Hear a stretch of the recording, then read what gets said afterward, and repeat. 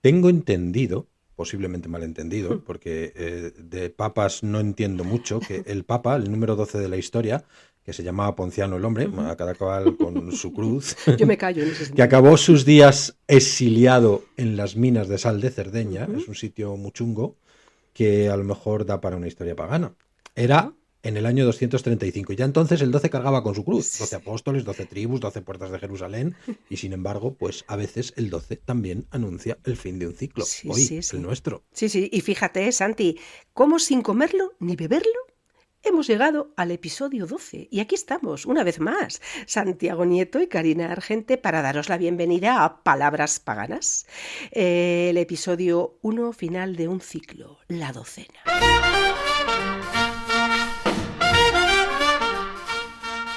Bienvenidos a Palabras Paganas, historias que bailan, páginas que hablan, sumérgete en mundos de tinta y papel donde cada palabra tiene un sabor a miel. Coñe, qué susto. Creí que te estabas despidiendo con tanto final No, de ciclo, tanto final de no, ciclo. no, hombre. Hoy tenemos... Claro que no. Hoy tenemos... Llegamos a la docena, ya está. Ujú. Hoy traemos un menú completo de esos que... A ver, yo quería hacer un guiño al papá, coño.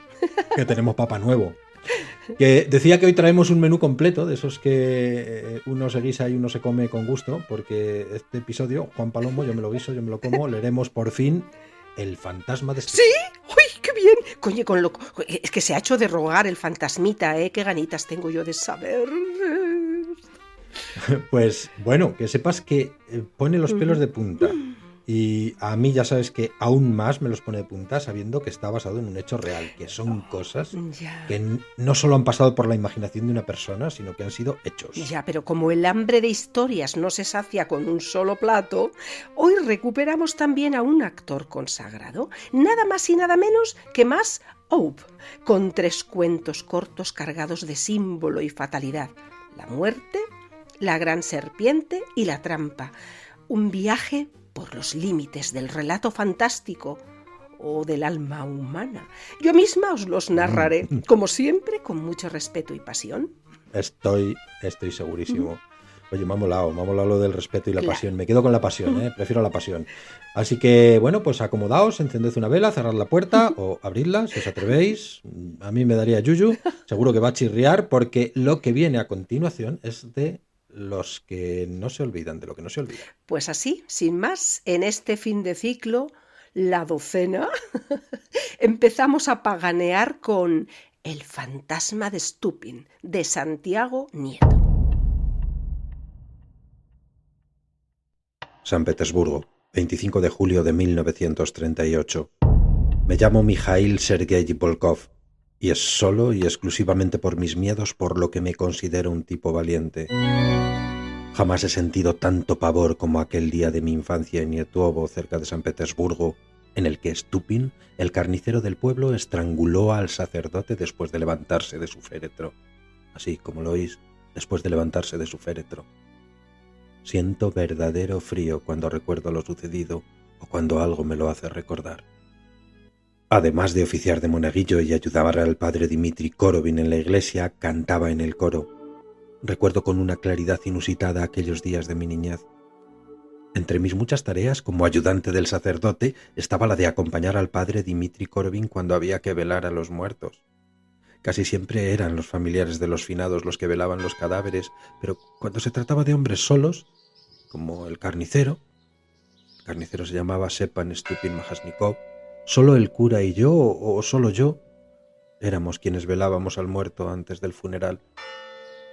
Juro por todo lo sagrado y sin temor a poner el nombre de Dios en vano, pues estoy seguro de mi cordura, que la noche del 3 de mayo de 1902 vi con mis propios ojos como Stupin, a cuyo ataúd no habíamos colocado la tapa con el objetivo de que los escasos allegados pudieran ver los restos mortales, se incorporaba, saltaba al suelo con su mortaja impoluta y se abalanzaba al cuello del váter. ¿Acaso algún rencor tan profundo y oscuro, alimentado de venganza en vida, encontró en la muerte su liberación y propósito? O quizás fuera algún tipo de energía, alguna suerte de fuerza incomprensible que se aferraba con violencia a la última oportunidad de hacerse oír, a una costa de otra muerte, en realidad de otra vida, de atraer hacia sí al mundo de los muertos al que ya pertenecía Stupin, para poder saldar cuentas allí en la eternidad. El cura apenas pudo poner resistencia debido a la sorpresa e intensidad del ataque del muerto. Sí, del muerto. Lo he jurado y aún hoy puedo asegurar que fue así. Los pies del sacerdote se separaron del suelo mientras Stupin, con sus formidables brazos y con las manos rodeando su cuello, lograba elevarlo para que el desafortunado sacerdote no pudiera poner los pies en el suelo. El sacerdote luchó, pateando y golpeando el aire en un intento desesperado por librarse. Pero los brazos del muerto eran implacables. El oxígeno dejó de llegarle a la cabeza. Su corazón bombeaba sangre a un cerebro que ya no podía recibirla debido a la presión de las manazas del muerto, acostumbradas al trabajo duro en vida. Después de un instante eterno, sus ojos se cerraron y su cuerpo se relajó. Silencio. Temí que la ira del carnicero no se apaciguara con el cura y escapé de mi escondite entre los dos bancos gritando como alma que lleva el diablo. La noche era fría y llovía ligeramente.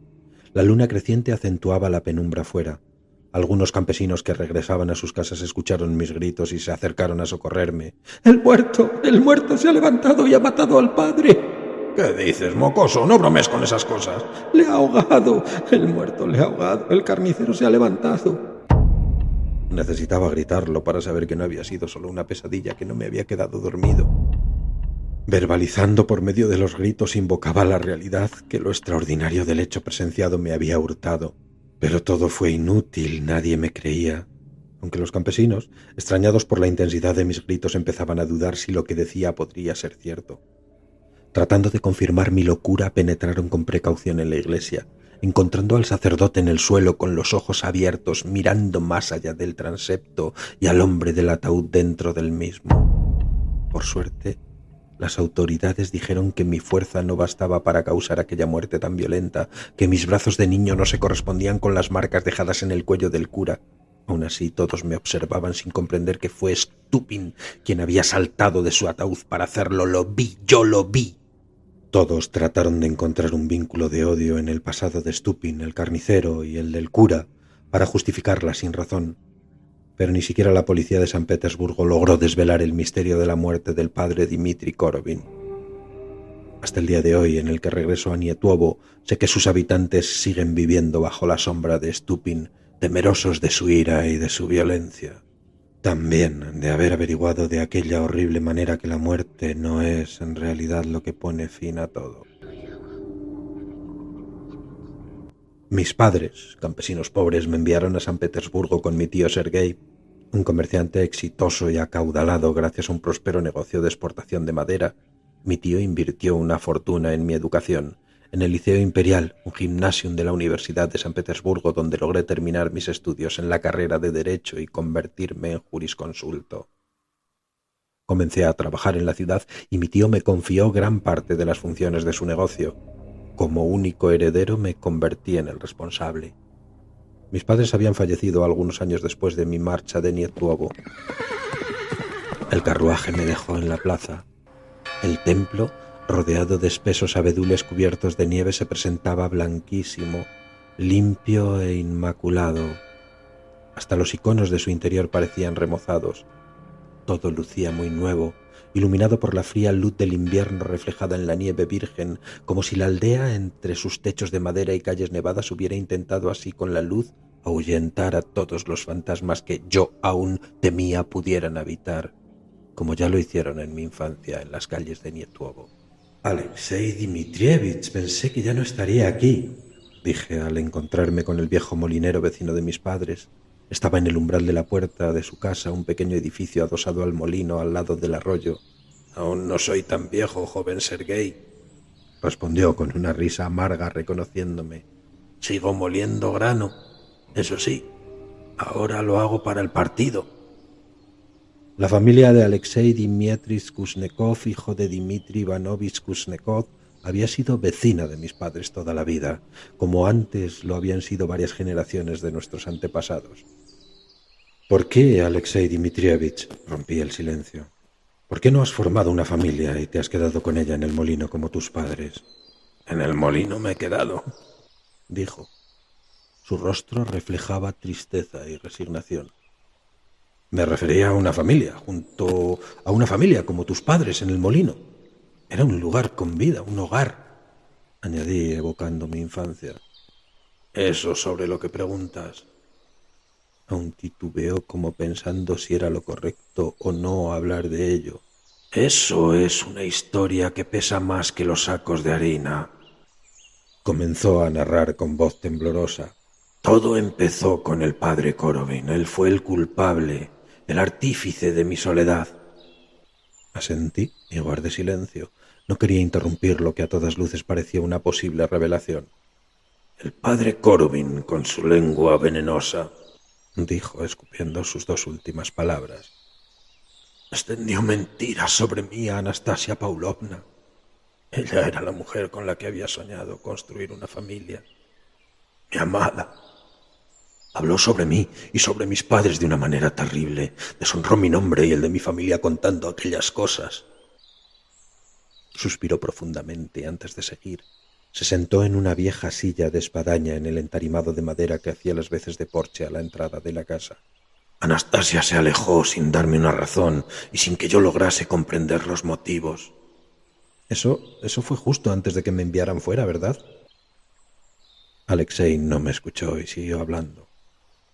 Pasó mucho tiempo yo con la incertidumbre, sin saber por qué me rehuía la persona a la que amaba. Para un instante pensativo. Pero lo recuerdo perfectamente. Un lluvioso 3 de mayo de 1902 logré que me revelara la verdad. Escuchar la fecha hizo que se me acelerase el corazón. Todo cambió en mi vida aquella lluviosa noche de primavera. Pero él siguió sin atender ni a mis exclamaciones ni a mi asombro, como si necesitara desembuchar.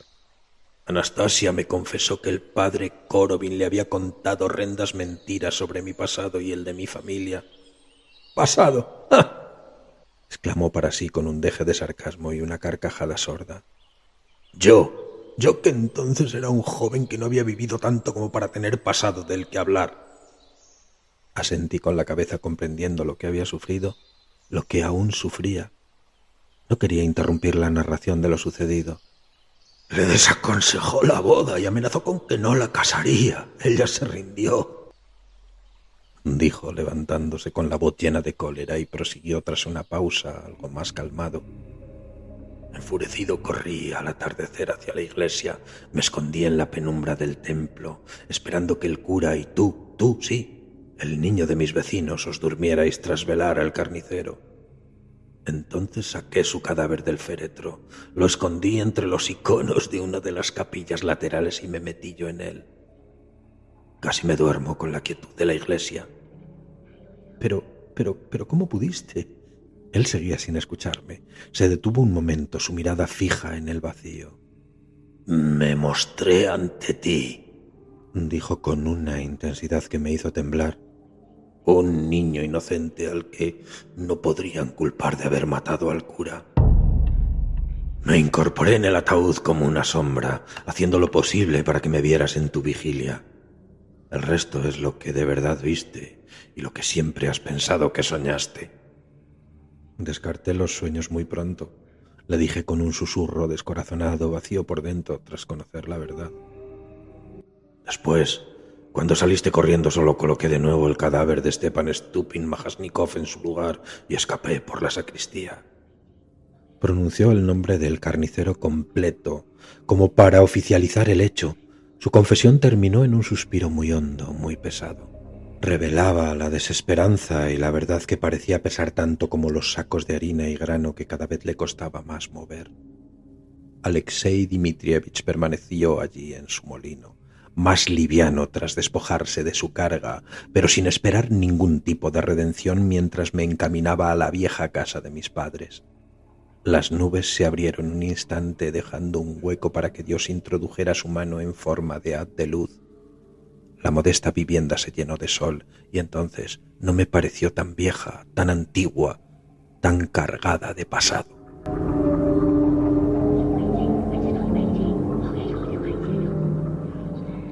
¡Ostras, Santi! Guau. Uf, a veces lo de las resurrecciones no es lo que parece, ¿eh? Pero ¿cómo se te ocurren estas cosas, muchacho? Sucedió. Acaso no tal y como lo hemos narrado, pero sucedió. Esto sucedió. Y no es... Quien esté muy interesado, que nos ponga un correo y le mando el recorte de prensa del siglo, claro. Fue de 1800 y algo, y se lo ve. Vamos a seguir con 3 cuartos cortos de tirón, ya lo decías. Massaou fue un escritor español de origen francés y alemán. Tras la Guerra Civil Española se exilió a México.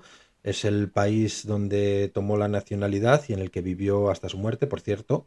Es también el autor de La verdadera muerte de Francisco Franco Bamontes, que yo creo que esto también daría para un buen relato de terror. Sí, pero sobre todo de terror. Sí, nos vamos a quedar con asuntos más interesantes como Muerte, La gran serpiente y Trampa.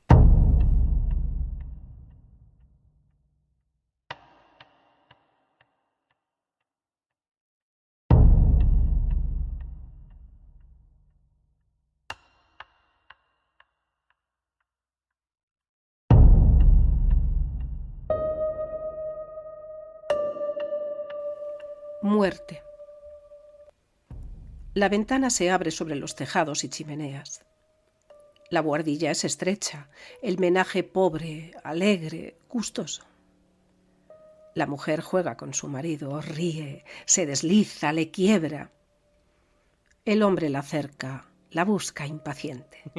Ella, de un salto, se encarama y sienta sobre el barandal del balcón del 7º piso, las manos bien cogidas al hierro horizontal, las posaderas un tanto salidas hacia afuera. Las faldas se le sobresuben hasta las rodillas, descubriendo una liga verde. De pronto le giran las muñecas, se desfonda, cae hacia atrás horriblemente desfigurada, se hunde. El hombre se precipita hacia el balcón. La mujer va cayendo en el vacío. Solo se ven las faldas negras, las piernas claras circundadas más allá de las corvas por las ligas verdes. El hombre la ve caer, la ve inmóvilmente caer, la ve caer para toda la vida. La ve llegar al suelo y quedarse allí abajo, igual que caía por el aire. La falda negra, las medias pajizas, las ligas verdes. Un instante cree que sueña, que ella se va a levantar, que no ha pasado nada. Va a gritar. De repente piensa que si lo hace, creerán que fueron él o ella, crimen o suicidio. Seguramente se va a levantar. No pasa nadie por la calle. De pronto, de la acera que no ve, surge un hombre que coge a la mujer por los sobacos y la arrastra. Queda una mancha roja, oscura, brillante, enorme. El hombre, el nuestro, baja hundiéndose, cayendo escaleras abajo de un golpe.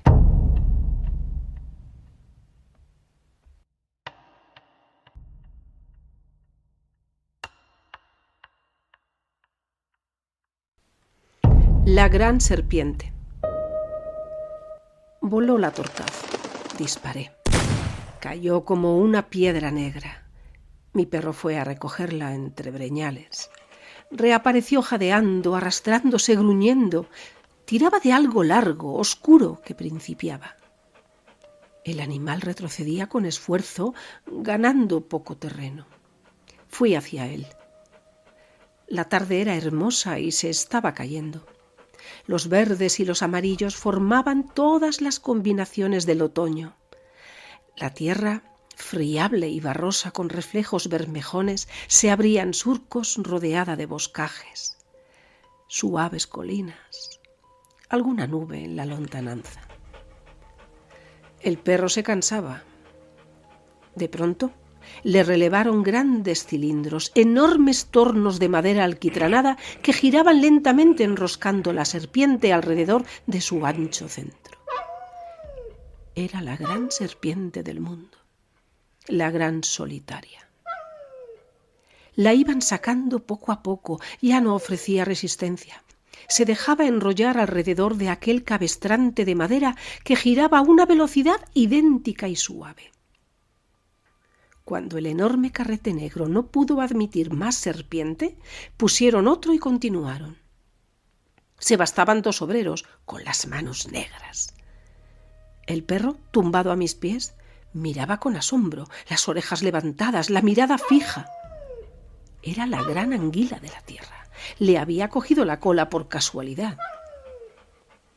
Me senté a mirar cómo caía infinitamente la tarde, morados los lejanos encinares, oscura la tierra, siempre en crepúsculo. Seguía sosteniendo la escopeta con una mano, descansando la culata en la muelle tierra. Cuando se llenaron muchos carretes, la tierra empezó a hundirse por partes. Se sumía lentamente, resquebrajándose sin estrépito. Combas suaves, con cavidades que, de pronto, se hacían aparentes. Metíase a lo hondo donde antes aparecía llana, nuevos valles. La edad, pensé, los amigos. Pero no cabía duda de que, si seguían extrayendo la gran serpiente, la tierra se quedaría vacía, cáscara arrugada.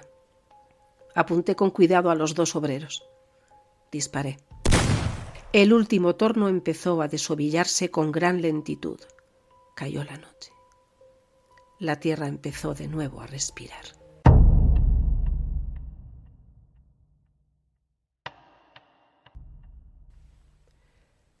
Trampa. Empujó la puerta entreabierta y cayó en la trampa. No tenía por qué haber entrado. Fue la puerta entreabierta, nada más. Tan pronto como dio un paso adentro, la puerta se cerró y ya no hubo salida. Un cuarto redondo, y enseguida se puso a golpear las paredes y a intentar alcanzar más allá de lo posible. Fuerza, astucia, engaño, a las 3. Todo inútil. Y a darle vueltas. ¿Por qué entró allí? ¿Por qué no habría seguido derecho, corredor adelante? ¿Quién le mandaba? Ahora estaría libre por el corredor en la luz. Golpeó la pared sorda, la arañó y las uñas se le llenaron de cal. Y vuelta, vuelta y vuelta, golpear la pared hasta más no poder. Gritar, quedarse sin voz, para nada. El único culpable era él. ¿Por qué entró? Nadie le empujó. Fue la puerta entreabierta. Echó maldiciones para adentro. Las maldiciones no sirven para nada. Entonces entra el descorazonamiento. Las paredes lisas, ni un banco, ni una silla. Y el monólogo. Imbécil de mí, ¿quién me mandaba? Cerrado, encerrado, sin salida. Celda, vuelta, rueda, punto, cúpula, tapa. Una puerta cerrada es peor que una pared lisa.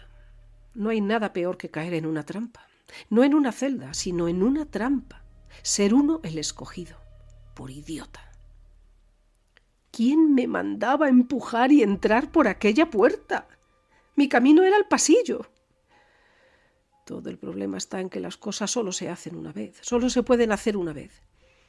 Que el tiempo corre y uno siempre se queda atrás en el momento de pensarlo. No poder salir, no poder seguir adelante, no poder volver atrás, atrapado, dar vueltas, morderse la cola, cercado, circunvalado, circunvallado, a piedra y lodo, y la cal blanca hasta en las uñas, y no poder echar la culpa a nadie, por no pensar, por no fijarse, por no andar con pies de plomo, cogido al azar. No hay razón para que yo esté aquí dentro. Debo salir. Hay que apelar a la razón. Salir debe ser sencillo y relativamente fácil. Debe haber una manera de salir que corresponda en su facilidad a la de entrar. Lo que se hizo siempre se puede volver a hacer. ¿O no? Hay que tener calma y pensar. Empezar en cero. Si la puerta se cerró, tiene que abrirse. Dar paso. Vayamos paso a paso. ¿Por qué vayamos? ¿Yo y quién? ¿Cuánto soy yo? Lo peor sería impacientarse. Claro está que allí veo llegar la desesperación, poco a poco, morada allá al fondo, ganando terreno, como una franja de mar pegada al horizonte. Me llegará el agua al cuello y perderé pie. Pero aún tengo tiempo. Tengo que calcular, discurrir con calma. En el recuerdo está la solución. Yo venía por el corredor y vi la puerta entornada. ¿Por qué entré? No. A ver, este es mal camino. Lo pasado, pasado.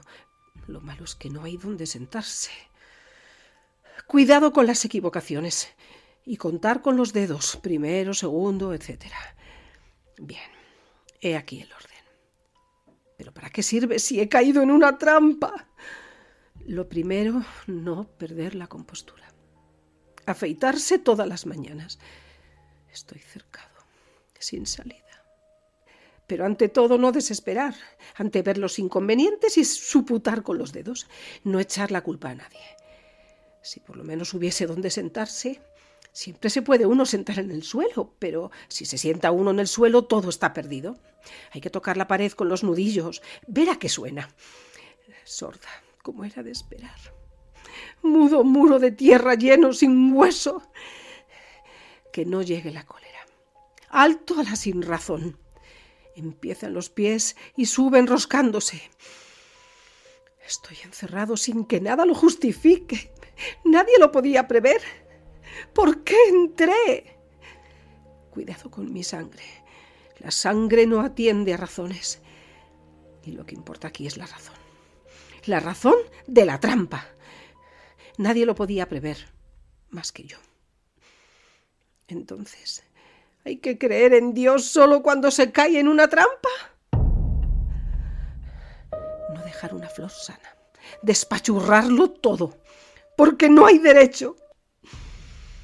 Hay que suponer que me buscarán. La salvación vendrá de afuera. Es vergonzoso, pero sin remedio. Entonces, ¿hay que esperar sentado en el suelo? ¿Y si me olvidan? Las sabandijas que están encobadas en la pared. ¿Y de dónde viene la luz si no hay resquicio que le deje paso? Lo espantoso era que había perdido la voz.